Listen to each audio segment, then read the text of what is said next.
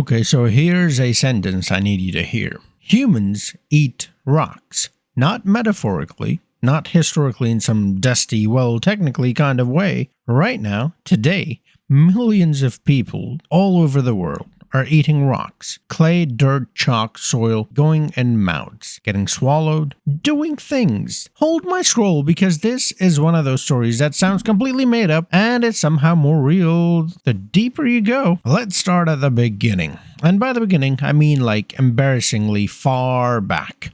About 2 million years ago, our ancestors were doing a lot of experimental eating. Look, when you're a prehistoric human trying to figure out what counts as food, you have to test the merchandise. Scientists have found evidence of clay consumption baked into ancient human teeth and fossilized remains across Africa, Asia, and Europe. Those weren't accidents. There are patterns. Specific types of soil eaten consistently over generations. Early humans weren't just accidentally face planting into the ground, they were choosing this. Geophagy. Geo, earth. Phagy, eating, literally earth eating. Scientists have documented it over 200 animal species too, by the way. Elephants trek miles to specific mineral-rich cliffs and eat the walls. Parrots in the Amazon chew clay from riverbanks every morning like it's breakfast. Even chimpanzees do it. So maybe the real question isn't why humans eat dirt, it's why the rest of us stop. Here's where it gets genuinely interesting. For a long time, scientists were completely baffled by geophagy. The working theory was that it was a nutritional deficiency. People eating dirt because their bodies were desperately low on iron or calcium or something. Eat the rock, fill the gap, simple, right? Except the data didn't cooperate.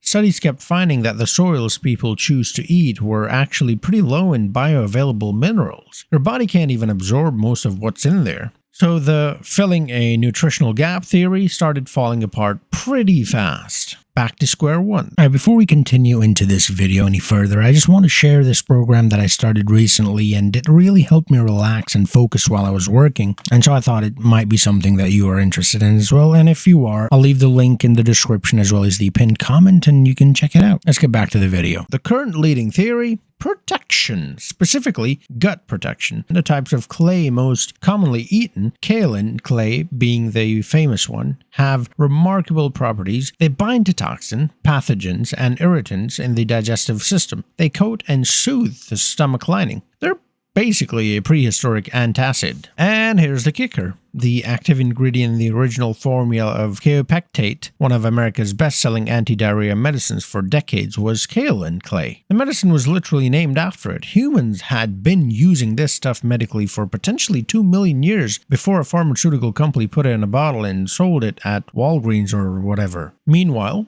pregnant women have historically been among the most consistent geophagy practitioners worldwide. Across cultures and centuries, West Africa, the American South, parts of Europe, South Asia, pregnant women eating clay or soil was documented, normalized, and in many cases, actively encouraged by communities. The leading explanation now is that pregnancy suppresses the immune system, making people more vulnerable to foodborne pathogens, and clay eating was an instinctively protective response. The body basically knew what it was doing. This is the part where doctors enter the story and immediately make it complicated. Western medicine classified geophagy as a disorder called PICA, the compulsive eating of non-food substances, officially a problem to be treated, and in some cases that's genuinely true. Eating contaminated soil can produce parasites and heavy metals, and excessive clay consumption can block nutrient absorption and mess up your gut in real ways. The medical concerns aren't invented. But here's the thing, calling the entire behavior a disorder meant that researchers spent a long day pathologizing something that might have been adaptive. They kept asking what's wrong with these people instead of, wait, is this actually doing something useful? That's a pretty significant scientific fumble, and we'll just leave that there. Now, geophagy also shows up in some places that are harder to explain as purely medicinal. There's a delicacy in parts of Haiti made from clay patties, sometimes mixed with butter and salt, called dirt cookies. In Sardinia, there's a traditional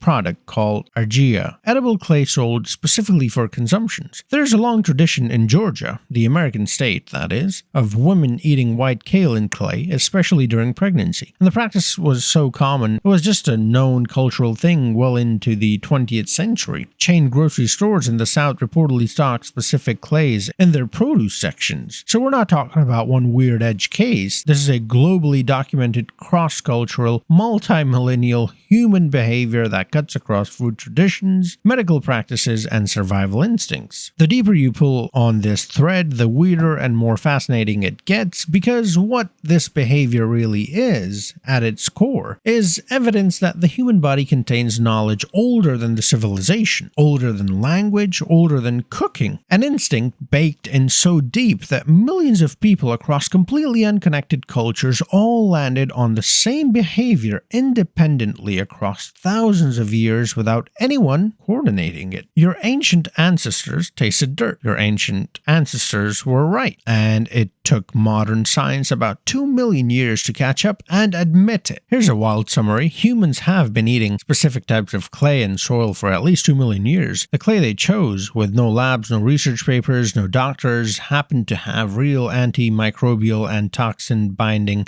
properties that genuinely protected the gut. Western medicine showed up and called it a disorder, and then spent decades studying it and eventually concluded that actually, fine, the ancients had a point. We invented medicine, then discovered medicine had already been invented, with rocks by cave people who didn't have time for our nonsense. Hold my scroll. And that right there might be the wildest history lesson of all time. Not a war, not an empire, not a guy in a funny hat making terrible decisions, just a quiet, ancient, stubborn piece of human knowledge, written not in books or stones, but in behavior, that survived every century, every civilization, and every doctor telling people to please, for the love of all things, stop eating the ground. If you like that little detour into the most delicious geology you've never thought about, you're in the right place. Hold My Scroll is a channel for a history that sounds completely made up, stories they absolutely didn't teach you in school, and moments where the past gets so weird you have to pause and laugh before you can keep going. If that's your thing, and clearly it is, hit the subscribe button, hit that like button, drop a comment with the wildest thing you've ever eaten on a dare. We won't judge. Probably. Maybe. Until next time, history's got a lot more where that came from. Hold my scroll and give it a gentle stroke too. Before I go though, just a reminder, that program that I spoke of, it really did help me focus while working, and especially relax after I'm done working. It's an audio program that you can listen to while working or working out or just staring at the wall. So it's pretty convenient. Like I said, link in the description, also in the pinned comment below. That's how you can support me without any extra cost to you. Thank you so much for watching this video.